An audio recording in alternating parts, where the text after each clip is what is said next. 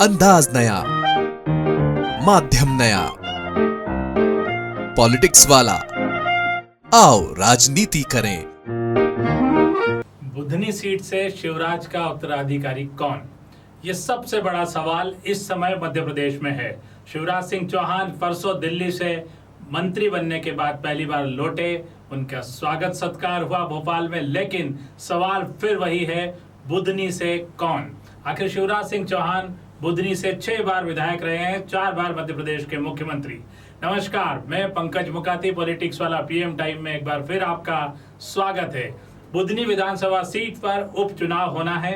बुधनी से शिवराज सिंह चौहान विधायक चुने गए, उसके बाद उन्होंने लोकसभा का चुनाव विदिशा से लड़ा और विदिशा से लोकसभा चुनाव जीतने के बाद वे अब केंद्र में कृषि मंत्री हैं। सबसे ज्यादा नजर बुधनी विधानसभा सीट पर है। हालांकि अमरवाड़ा में भी उपचुनाव हो रहा है, लेकिन सबकी निगाह और सबके मन में एक ही सवाल है कि शिवराज सिंह चौहान की सीट पर कौन होगा उनका उत्तराधिकारी। कई नाम चल रहे हैं, केंद्र की चलती है या शिवराज सिंह की चलती है या मध्य प्रदेश के नए मुख्यमंत्री मोहन यादव और प्रदेश अध्यक्ष वी.डी. शर्मा की चलती है। ये देखना होगा। इस सीट पर जो भी नाम सामने आएगा, उसके बाद शिवराज सिंह चौहान की मध्य प्रदेश में स्थिति और भारतीय जनता पार्टी के कई मामलों पर हमारे विचार सामने आएंगे।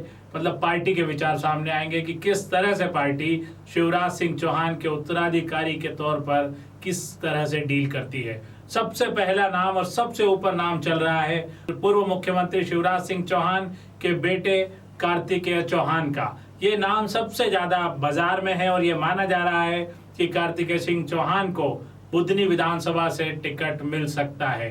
हालांकि परिवारवाद की जो बात चलती है, उसके बाद ये मामला थोड़ा सा उलझा हुआ लगता है, लेकिन भारतीय जनता पार्टी ने परिवारवाद जैसी लकीर खींचना बंद कर दिया है, क्योंकि झाबुआ से हम देखें तो मंत्री नागर सिंह चौहान की पत्नी अनीता सिंह चौहान को लोकसभा का टिकट दिया गया था, वे जीती हुई। इसके पहले इंदौर में पिछले चुनाव में कैलाश विजयवर्गीय के बेटे आकाश विजयवर्गीय को भी टिकट मिल चुका है। ये बात अलग है कि कैलाश विजयवर्गीय उस वक्त किसी चुनावी राजनीति में नहीं थे, लेकिन वे भारतीय जनता पार्टी के राष्ट्रीय महासचिव थे। लेकिन अब देखना होगा कि कार्तिकेय चौहान का दावा क्यों मजबूत है और कार्तिकेय चौहान के साथ और किन किन लोगों के नाम इस दौड़ में शामिल हैं। दूसरा नाम है रमाकांत भार्गव का, जो इसके पूर्व वाली लोकसभा में 2019 में विदिशा से जीतकर सांसद बने थे। एक नाम और है महेश उपाध्याय का, जो सलकनपुर मंदिर ट्रस्ट के अध्यक्ष हैं पिछले 16 साल से, और शिवराज सिंह चौहान इस मंदिर में लगातार आते जाते हैं। चौथा नाम है इसी इलाके के रवि भाटी का, जो सीहोर के पूर्व जिला अध्यक्ष रहे हैं। इसके अलावा एक और नाम है जो चौंका सकता है, जो शिवराज सिंह के करीबी भी हैं, गुरु प्रसाद शर्मा। गुरु प्रसाद शर्मा नसरुल्लागंज से आते हैं और वे पूर्व में वन विकास निगम के अध्यक्ष भी रह चुके हैं। अब हम एक एक नाम पर सिलसिलेवार बात करते हैं। सबसे पहले कार्तिकेय चौहान, जो शिवराज सिंह चौहान के बड़े बेटे हैं, उनकी दावेदारी क्यों मजबूत है? क्योंकि कार्तिकेय चौहान पिछले 2 चुनाव से, यानी कि 2013 से ही बुधनी विधानसभा सीट का पूरा चुनाव देख रहे हैं, पूरा प्रबंधन देख रहे हैं। इलाके में वे लगातार सक्रिय हैं, अलग अलग इलाकों में क्रिकेट टूर्नामेंट कराते रहे हैं। युवाओं के बीच उनकी मजबूत पहचान है। इसके अलावा वे लोगों से मेलजोल शिवराज सिंह चौहान की तरह ही रखते हैं। 2013 के चुनाव में किस तरह से कार्तिकेय चौहान के हाथ में चुनाव की बागडोर आई, ये भी जानना बेहद जरूरी है। 2013 में चुनाव हुए बुधनी से, उस समय शिवराज सिंह चौहान, जो बहुत कम लोग भूल चुके हैं, 2 सीट से चुनाव लड़े थे मुख्यमंत्री रहते हुए, बुधनी और विदिशा। 2 सीट से चुनाव लड़ने का कारण ये नहीं था कि शिवराज सिंह को कोई हार का डर था। 2013 में विदिशा लोकसभा सीट से सुषमा स्वराज सांसद थी और वहां पर बड़ी संख्या में विदिशा से भारतीय जनता पार्टी के टिकट के दावेदार थे। ऐसे में सुषमा स्वराज ने शिवराज सिंह चौहान से आग्रह किया था कि विदिशा सीट से भी वे ही चुनाव लड़ें तो बेहतर है, क्योंकि यदि किसी लोकल स्थानीय नेता किसी एक को टिकट दिया गया तो शायद बगावत हो सकती है और भारतीय जनता पार्टी यहां से चुनाव हार सकती है। इसके विपरीत देखेंगे तो 2018 में कांग्रेस विदिशा सीट जीत चुकी थी। अगर 2013 में भी शिवराज सिंह चौहान नहीं लड़ते तो संभव है कि कांग्रेस वहां से हार जाती। ऐसी स्थिति में शिवराज सिंह चौहान विदिशा और बुधनी दोनों सीट से चुनाव लड़े थे मुख्यमंत्री रहते हुए। उस वक्त कार्तिकेय चौहान ने पूरा बुधनी विधानसभा का कामकाज संभाला था। कार्तिकेय चौहान और शिवराज सिंह चौहान की पत्नी साधना सिंह चौहान ने 2013 का विधानसभा चुनाव बुधनी का पूरा देखा था। उनके प्रबंधन में पूरे प्रचार प्रसार में ही वे चुनाव शिवराज सिंह चौहान जीते थे, जबकि शिवराज सिंह चौहान ने 2013 में विदिशा पर फोकस किया था। वे विदिशा भी जीते थे, बाद में उन्होंने वहां से इस्तीफा दिया।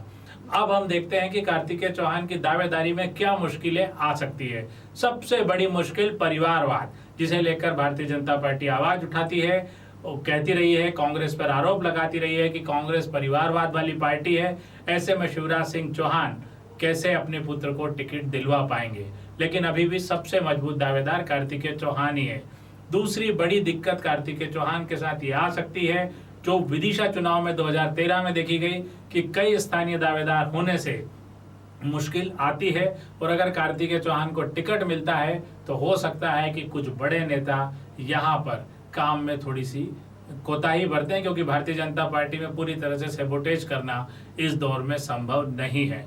कार्तिकेय चौहान के साथ कुछ और नाम हैं, जिनमें कि हम सबसे बड़ी बात करते हैं रमाकांत भार्गव की। रमाकांत भार्गव का दावा कार्तिकेय चौहान जितना ही मजबूत है, उसका कारण यह है कि रमाकांत भार्गव विदिशा से सांसद रहे। उनका टिकट काट कर ही शिवराज सिंह चौहान को टिकट दिया गया, इसलिए शिवराज सिंह की बुधनी सीट पर रमाकांत भार्गव का दावा मजबूत होता है। रमाकांत भार्गव के नाम पर शिवराज सिंह चौहान इसलिए भी आपत्ति नहीं लेंगे क्योंकि रमाकांत भार्गव 70 साल की उम्र में है और 4 साल बाद वे चुनावी राजनीति से दूर स्वतः हो जाएंगे। ऐसे में कार्तिकेय चौहान का मामला थोड़ा सा आसान हो जाएगा। इस रणनीति को देखते हुए शिवराज सिंह चौहान रमाकांत भार्गव के नाम पर सहमति दे सकते हैं। तीसरा बड़ा नाम महेश उपाध्याय का है। इस ब्राह्मण चेहरे को पूरे इलाके में लोग अच्छे से जानते हैं, क्योंकि ये सलकनपुर मंदिर ट्रस्ट के अध्यक्ष हैं पिछले 16 साल से, इसलिए इनके पहचान का कोई संकट नहीं है। और शिवराज सिंह चौहान लगातार इस मंदिर के पुनर्निर्माण में, इसके साज सज्जा में लगातार काम कर रहे हैं। ऐसे में महेश उपाध्याय की दावेदारी मजबूत है। महेश उपाध्याय भी शिवराज सिंह चौहान के करीबी हैं। चौथा नाम है गुरु प्रसाद शर्मा का। ये नसरुल्लागंज के हैं, शिवराज सिंह चौहान के करीबी हैं, वन विकास निगम के अध्यक्ष रह चुके हैं और चुनावी राजनीति को अच्छे से समझते हैं। शिवराज सिंह चौहान जब पद यात्राएं करते थे तब से वे इनके साथ बने हुए हैं। देखना होगा कि बुधनी में शिवराज सिंह चौहान की चलती है या राष्ट्रीय नेतृत्व यहाँ पर किसी नेता का नाम आगे बढ़ाकर कुछ नया फैसला करता है, या बुधनी विधानसभा में शिवराज का ही वर्चस्व बना रहेगा। हमारे साथ ऐसी ही खबरों के लिए बने रहिए। हम आपसे फिर रूबरू होंगे। आज के लिए इतना ही। हमारे चैनल को लाइक और सब्सक्राइब करना ना भूलें। धन्यवाद, शुक्रिया।